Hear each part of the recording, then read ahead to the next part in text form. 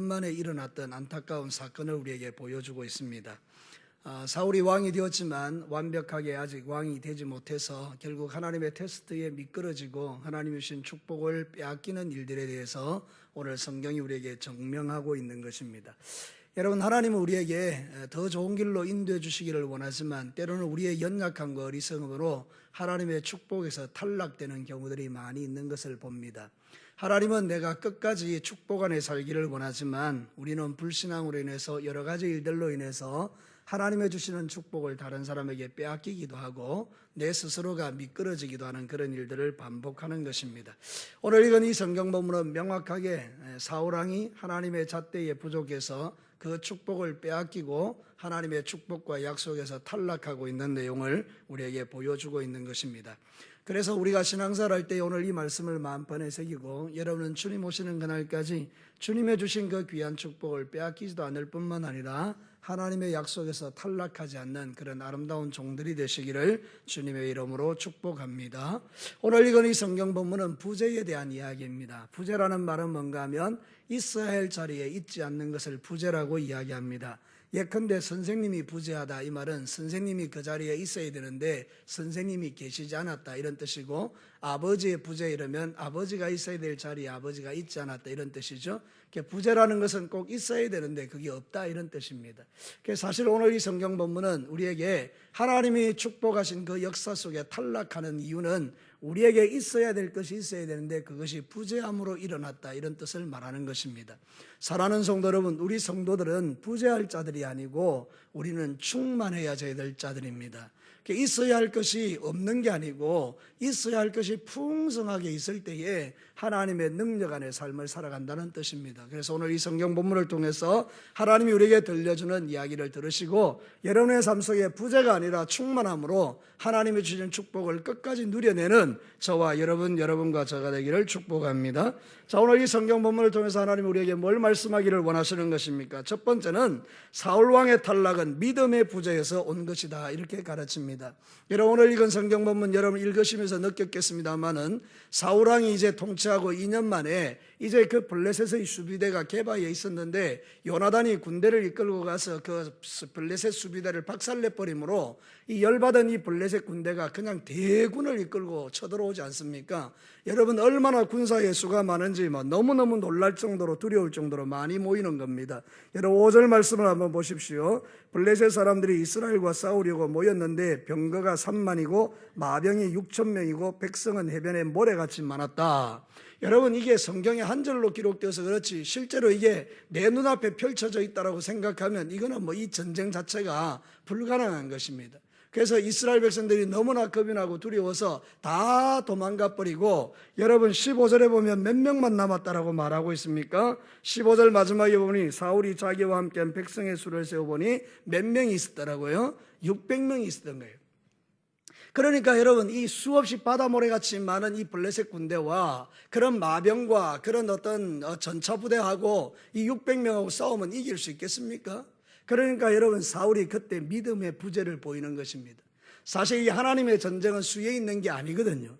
우리가 성경에 분명히 말하고 있는 것은 뭔가 하면 하나님이 우리에게 말씀하시는 것은 한 명만 있어도 된다는 겁니다. 하나님은 당신의 크신 능력으로 그 한 명도 없어도 능히 거기에서 전쟁을 이기게 하시는 분입니다.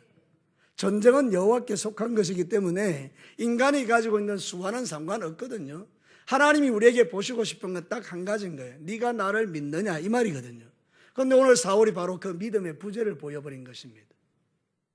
오늘도 저와 여러분의 인생의 삶을 살아갈 때 종종 하나님이 우리의 믿음을 보시기를 원하는데 내가 믿음의 부재를 보이기 때문에 하나님의 축복에서 탈락해버리는 사람들이 참 많이 있더라는 것입니다. 성경은 우리에게 이렇게 약속하고 있습니다. 시편 3편 1절과 2절에 여호와여, 나의 대적이 어찌 그리 많은지요. 일어나 나를 치는 자가 많으니이다. 많은 사람이 나를 대적하여 말하기를 그는 하나님께 구원을 받지 못한다 하나이다. 수없이 많은 대적들이 일어나서 우리에게 말하기를 저 사람은 구원받지 못한다, 이제 망했다 말하지만, 여러분 놀랍게도 우리는 망하지 않고 하나님이 주시는 놀라운 구원의 은총을 받으며 지금 살고 있는 것 아닙니까? 그러니까 오늘 저에게 필요한 것, 여러분에게 필요한 건 다른 게 아니고 믿음이란 말이죠. 근데 사울왕이 그 믿음이 없었던 거예요. 사람들이 막 도망가 버리니까 사울이 선택한 건 뭔가 하면 자기가 번제와 화목제를 드려버린 것입니다. 여러분, 번제와 화목제는 레위인들만이 드릴 수 있습니다. 우리가 잘 아는 대로 사울의 지파는 베냐민 지파입니다. 절대로 제사를 드리면 안 되는 사람입니다. 제사는 이 레위인들이 하나님 앞에 드리는 것이거든요. 그러니까 지금 이 사울이 왜 그러면 자기가 하면 안 되는 이 번제를 드렸느냐? 이거는 여러분이 잘 아시는 것처럼 엘리 시대를 생각해 보면 돼요. 엘리 시대 때 이스라엘 백성들이 블레셋과의 전쟁에서 지게 되니까 그들이 선택한 건 뭔가 법궤를 가져가는 것이었습니다. 여러분, 법궤를 가져가는 중심이 무엇입니까? 법궤 가져가면 이길 수 있다고 생각하는 것이었잖아요. 여러분, 그러나 하나님은 그 법궤를 따라가지 않았습니다. 이스라엘 백성들은 완전히 거기서 망해버린 것입니다. 엘리의 두 아들도 죽고 법궤도 빼앗기지 않습니까? 중요한 것은 무엇입니까? 그 행위 자체가 아니고 마음의 중심이었던 것이잖아요. 그럼 이 사울이 왜 이런 짓을 하는 것입니까? 이 사람도 똑같이 제사를 드리면 하나님이 도와줄 거라는 잘못된 생각을 한 것입니다. 사람들은 도망가니까 도망가지 마라, 내가 제사 드릴게, 내가 제사 드리면 하나님이 도와줄 거야. 사람 중심으로 생각했다 이 말입니다. 인간 중심으로 생각했다는 것입니다. 하나님의 말씀이 가르치지 않은 방법을 따라서 자기 계획과 자기 생각으로 일을 만들어냈다는 것입니다.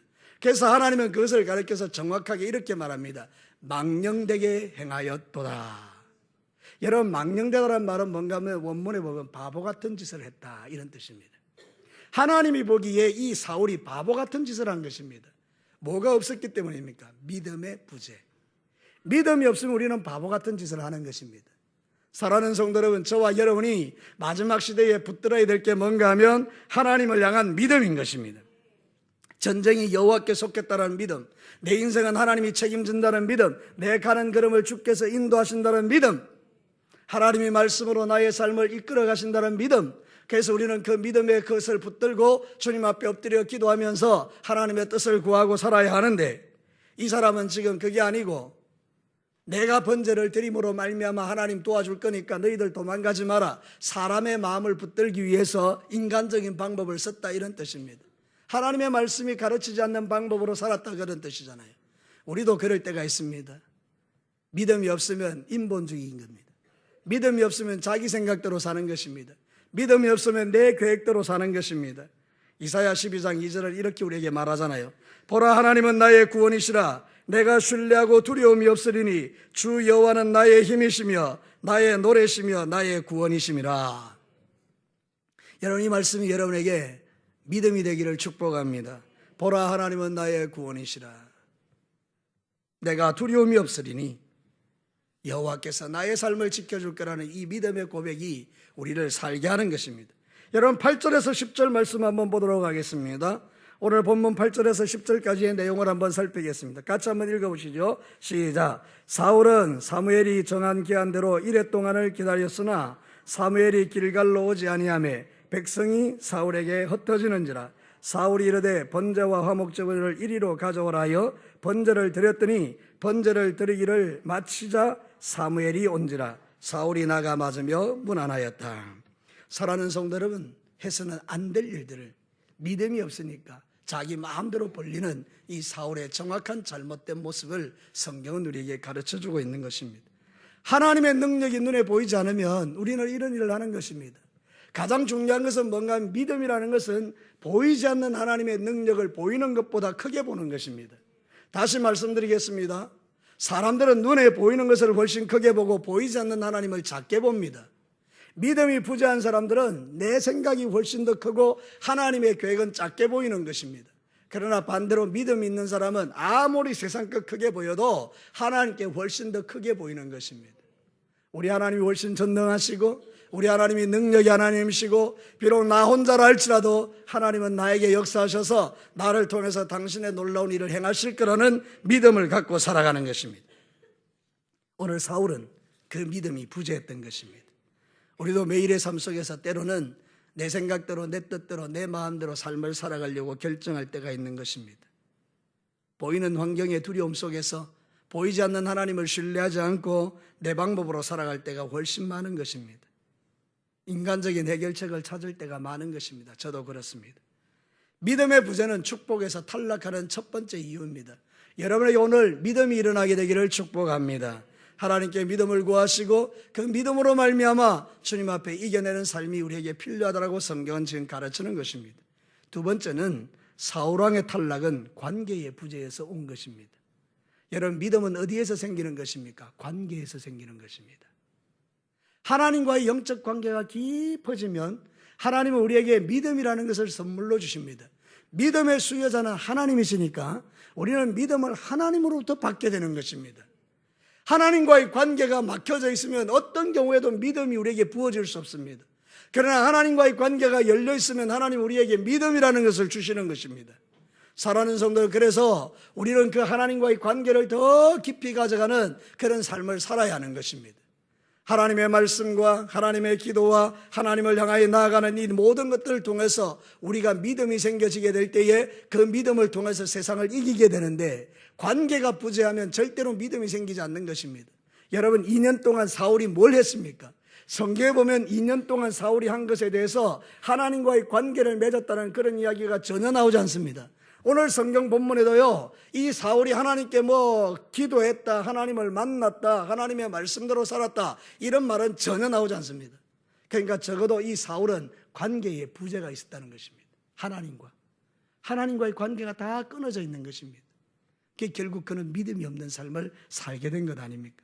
여러분, 13절과 14절에 보면 이 사울이 왜 이런 삶을 사는지를 정확하게 말하고 있습니다. 여러분, 13절을 한번 보겠습니다. 사무엘이 사울에게 이르되 왕이 망령되이 행하였도다. 왕이 왕의 하나님 여호와께서 왕에게 내리신 명령을 어떻게 했다고요? 지키지 아니하였도다. 14절을 한번 보시기 바랍니다. 지금은 왕의 나라가 길지 못할 것이라 여호와께서 왕에게 명령하신 바를 왕이 지키지 아니하였다. 사랑하는 성도 여러분, 지금 이 사울의 마음속에 뭐가 없는 것입니까? 하나님의 명령, 하나님의 말씀이 없는 것입니다. 하나님의 말씀이 없으니 믿음이 없는 것입니다. 믿음이 없으니 자기가 선택할 수 있는 것은 자기 생각과 자기 의지와 자기 뜻인 것입니다. 오늘 저와 여러분이 인생의 삶을 살아갈 때에 하나님과의 관계가 막혀버리면 믿음이 생기지 않습니다. 믿음이 없는 성도가 할 수 있는 유일한 길은 내 생각밖에 없습니다. 내 계획밖에 없습니다. 내 경험밖에 없습니다.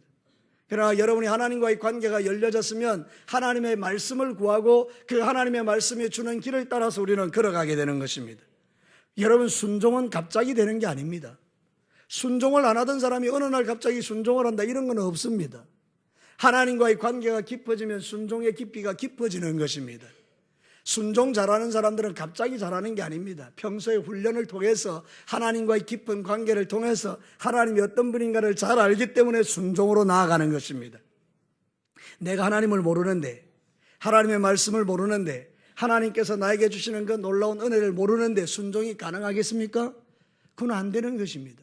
그럼 순종이 왜 되는 것입니까? 내가 주님과의 깊은 관계를 통해서 하나님의 말씀이 능력이라는 걸 알기 때문에, 하나님은 약속한 것을 이루시는 분이라는 걸 알기 때문에 어떤 말씀을 하더라도 그 말씀에 순복이 가능한 거 아니겠습니까? 그런 측면에서 바라볼 때 저와 여러분에게 필요한 것은 뭔가 하면 하나님과의 관계라는 것입니다. 사울이 지금 안 되는 게 뭔가 하면 하나님과의 관계가 부재되어 있는 것입니다. 여러분들은 어떻습니까? 사랑하는 성도 여러분, 오늘도 저와 여러분이 가장 힘써야 될 것은 무엇인가 하면 하나님과의 관계입니다. 주님을 만나는 일에 우리의 삶을 집중해야 하는 것입니다. 시편 16편 8절과 9절에 다윗이, 시편 기자는 이렇게 말합니다. 내가 여호와를 항상 내 앞에 모시며 그가 나의 오른쪽에 계심으로 내가 흔들리지 아니하리로다. 이러므로 나의 마음이 기쁘고 나의 영도 즐거워하며 내 육체도 안전히 살리다. 여러분, 하나님을 항상 앞에 모시고 살아가니 하나님이 내 옆에 계시는 것을 인식하게 되고, 하나님이 나와 함께하는 걸 인식하는 순간부터 두려움이 없어지고, 그러면서 이 사람은 그 마음이 기쁘고, 마음이 기쁘니까 육체도 완전해지는 것입니다.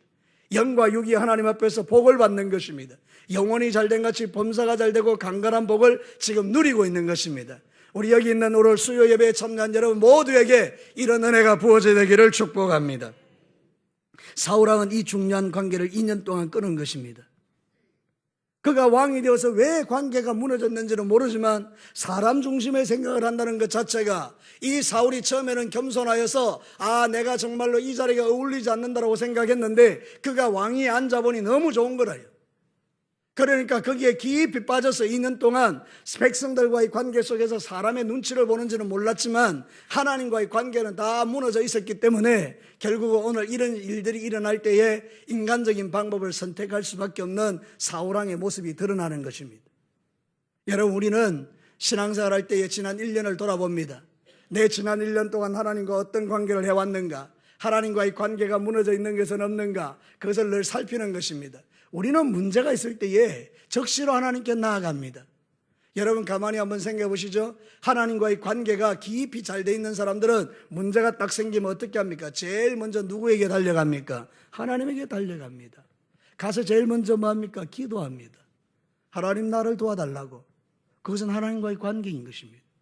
사울은 지금 다시 하나님께로 돌아가서 하나님께 기도해야 하는 것입니다. 지금 이게 블레셋의 대군들이 저렇게 모래같이 많이 있는데 하나님 어떻게 해야 되겠습니까? 하나님께 가야 되는 것입니다. 그런데 여러분, 오늘 성경 본문에서는 사울왕이 하나님께로 나가지 않습니다. 다시 말하면 그의 문제 해결의 선택이 하나님이 아니었다는 것입니다.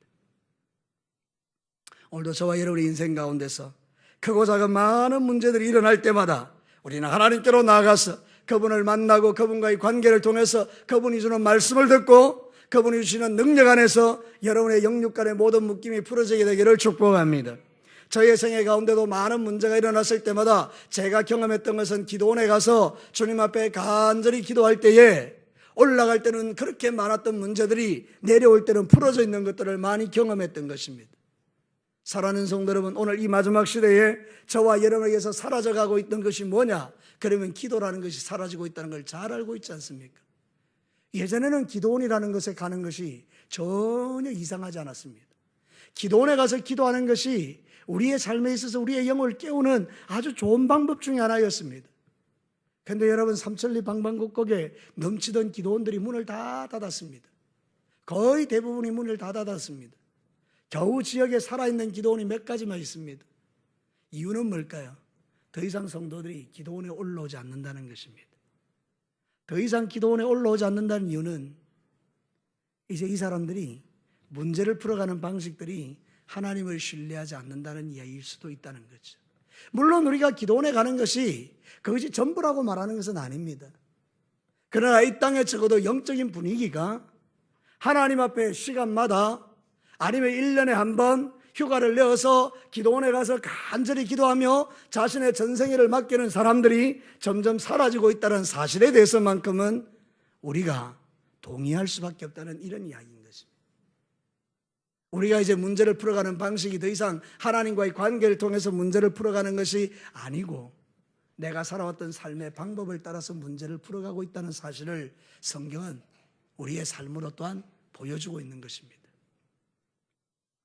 여러분, 우리는 정말 하나님 앞에서 주님과의 이 깊은 영적 교제와 관계를 다시 회복하고 주님 앞에 엎드려 기도하며 주님 앞에 나아가야 될 때인 줄로 믿습니다.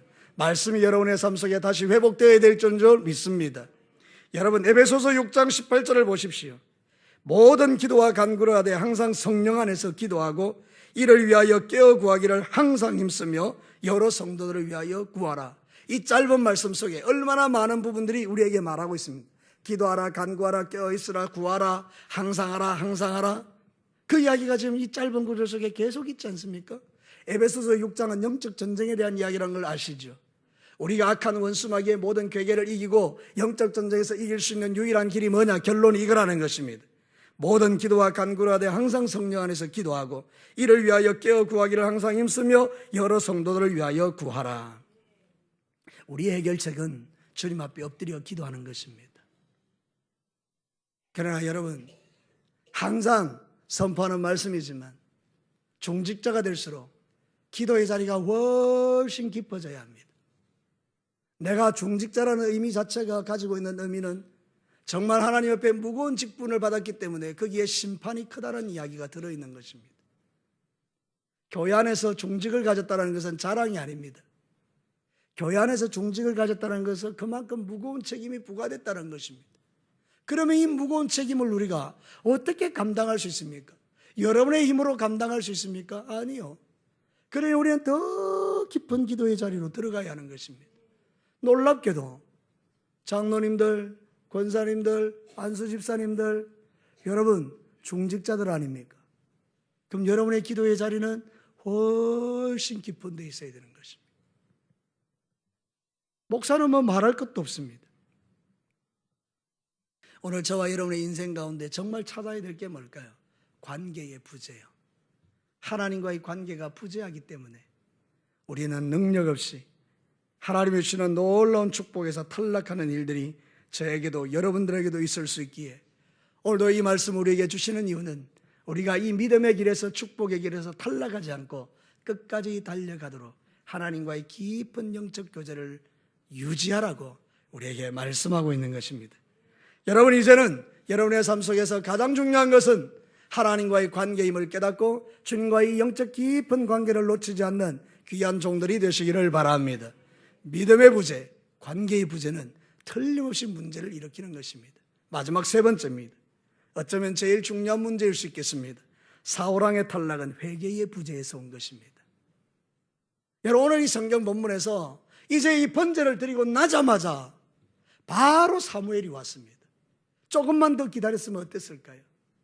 문제가 생겼을 때에 사울왕이 정말로 믿음을 가지고 하나님과 깊은 영적 교제를 하며 사무엘이 올 때까지 조금만 더 기다렸으면 어떻게 할까요? 그러면 괜찮은 건데, 여러분, 이 사울이 그냥 믿음이 없고 관계가 부재하니까 인간적으로는 사무엘이 오지 않는다고 자기가 그냥 번제를 드려버린 거 아닙니까?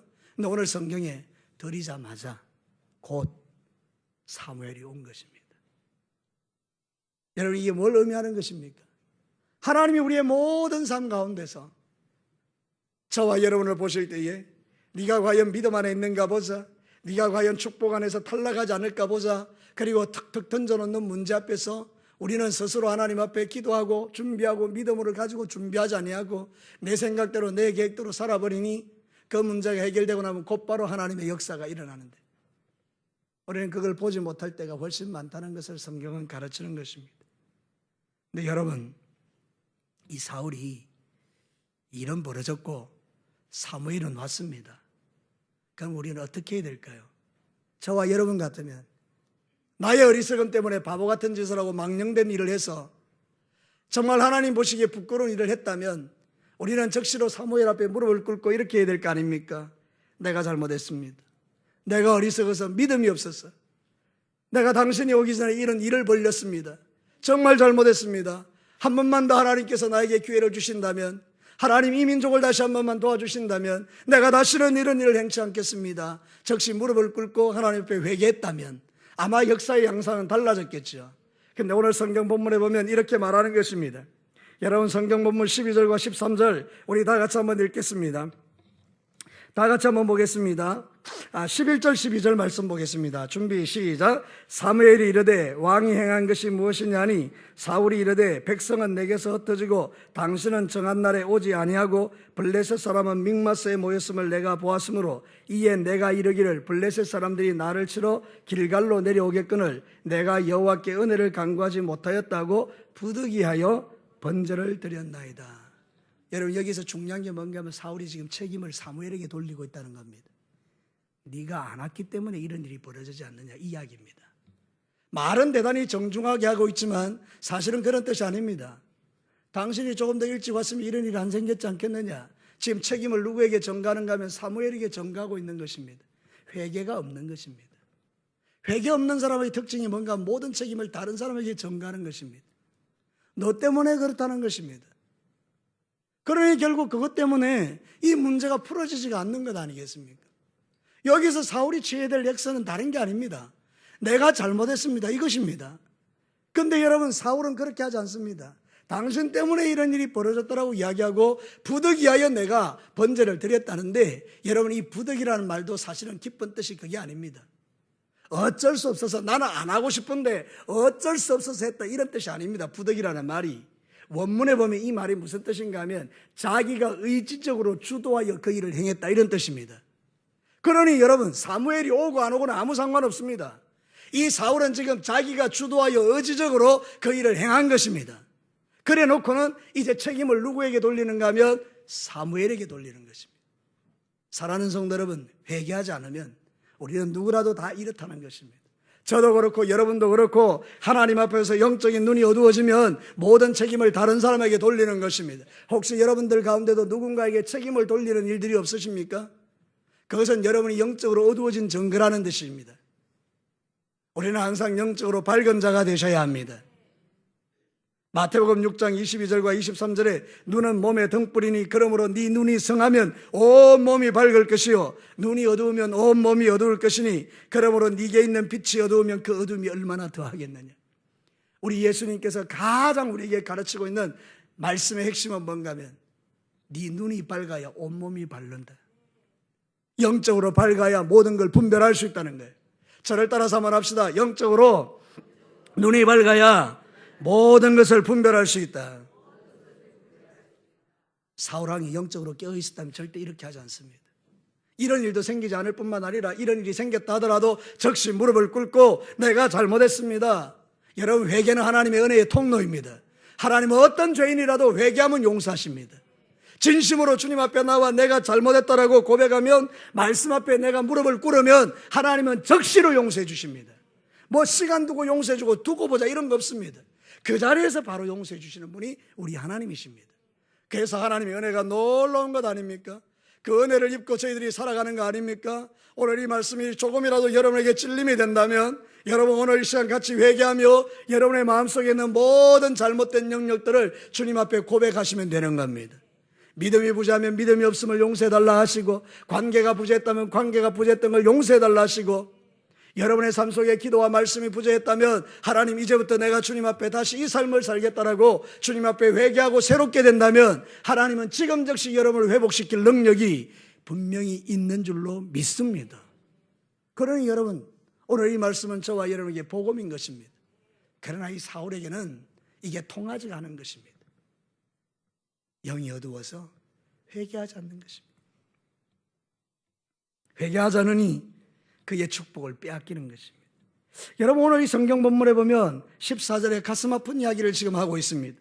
이 이야기는 저의 이야기, 여러분의 이야기일 수 있기 때문에 여러분 14절 말씀을 정말 주목해서 한번 진심으로 한번 읽어보겠습니다. 시작. 지금은 왕의 나라가 길지 못할 것이라 여호와께서 왕에게 명령하신 바를 왕이 지키지 아니하였으므로 여호와께서 그의 마음에 맞는 사람을 구하여 여호와께서 그를 그의 백성의 지도자로 삼으셨느니라. 네가 가지고 있는 그 축복, 내가 너에게 줬던 그 귀한 축복에서 너는 탈락이다. 나는 네가 가졌던 그 모든 복을 다른 사람에게 줄 것이다. 사랑하는 성도 여러분, 요한계시록 2장 5절 에베소 교회를 향한 말씀을 여러분이 잘 아시지 않습니까? 우리 한 목소리로 한번 읽겠습니다. 시작. 그러므로 어디서 떨어졌는지를 생각하고 회개하여 처음 행위를 가져라. 만일 그리하지 아니하고 회개하지 아니하면 내가 내게 가서 내 촛대를 그 자리에서 옮기리라. 회개는 하나님이 나에게 주시는 모든 복을 유지하는 비결입니다. 회개는 내 촛대가 다른 사람에게 옮겨가지 않게 하는 하나님의 축복의 통로입니다. 회개는 절대 나쁜 게 아닙니다. 여러분에게 회개하라고 하는 것은 하나님의 축복입니다. 회개가 부재한 것이 문제지, 회개하는 인생에는 소망이 있습니다. 여러분이 지었던 그 죄에 대해서 하나님 앞에 회개할 수 있다면 아직은 소망이 있는 것입니다. 그러나 이 한국교회는 이제는 회개하는 것이 아니라 왠지 모르게 위로를 받으려는 어린아이들로 가득 차 있습니다. 그래서 우리가 세상에서 이렇게 고생하고 힘들고 세상에 스트레스 받는데 교회에 와서야만큼은 좋은 소리 들어야 되지 않겠느냐. 여러분, 교회는 위로받는 데가 아닙니다. 교회는 어린아이들처럼 앉아가지고 아이고 의아둥둥하는 데가 아닙니다. 교회는 여러분 정확한 하나님의 말씀을 듣고 여러분 안에 주님이 주시는 성령의 능력으로 무장해서 세상에 나가서 영적 전사가 되어 세상을 변화시키도록 존재하는 게 교회입니다. 그러므로 여러분은 단단한 음식을 먹으면서 동시에 영적으로 강해져서 어디를 가든지 간에 이기고 승리하는 자가 되어야 하는 것입니다. 오늘 이 시대는 목사님 안 그래도 스트레스 받는데 좀 부드럽게 해주시면 안 됩니까? 이래서 한국 교회가 마치 온실 속의 화초같이, 아니면 저 무균실에 있는 중환자같이 그냥 가만히 아무 균도 없는 곳에서 환자같이 누워있는 그런 교회가 되어버렸다면 우리는 세상에 나가서 싸워서 이길 수 있는 능력과 실력이 우리에게 없는 것입니다. 그러나 여러분이 싸우고 부딪히고 이기고 승리하고 때로는 넘어지고 자빠지면 다시 회개하고, 그래서 영적 전쟁의 전사가 되어서 하나님 주시는 은혜를 힘입고 그렇게 여러분의 잘못된 삶을 다시 고치고 하나님 옆에 나아가기 시작하면 교회는 능력 있는 교회가 되는 것입니다. 오늘도 저와 여러분들이 이 말씀을 듣고 여러분의 삶 속에 혹시 찔림이 있는 말씀이 있다면 주님 앞에 회개하고 마음을 새롭게 하셔서 다시 여러분이 용기를 얻고 세상에 나가서 원수 마귀와 싸워서 승리하는 귀한 종들이 되시기를 축복합니다. 우리는 부지한 데가 아니고 충만한 삶을 살아야 하는 것입니다. 그리스도에 충만한 것이 교회인 것입니다. 성령으로 충만한 데가 교회인 것입니다.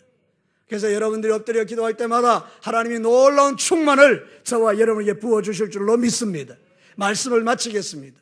여러분, 우리가 신앙생활 할 때에 내 인생 가운데에 사울과 같은 똑같은 실수를 우리도 범할 수 있습니다. 뭐가 부재하면 그렇게 된다는 것입니까? 믿음이 부재하면 그래 된다는 것입니다. 믿음의 부재는 어디서 오는 것입니까? 관계의 부재에서 오는 것입니다. 우리가 믿음과 관계가 잘못되어 있다면 우리는 어떻게 해야 됩니까? 회개하면 됩니다.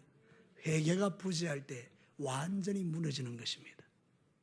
오늘도 사랑하는 성도 여러분, 영적으로 깨어나셔서 오늘 한 날 지난 3일 동안 어떤 삶을 살았는지 각자의 삶의 수준에서 하나님 앞에 무릎을 꿇고 회개하고, 하나님 다시 내게 성령을 부으셔서 남아있는 3일 동안에는 어떤 상황 속에 만나더라도 사울과 같은 선택이 아니라 하나님이 기뻐하는 삶을 살아내도록 하나님 내게 다시 충만함을 부어주옵소서.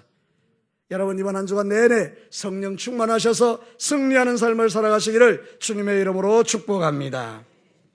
같이 이제 기도하겠습니다.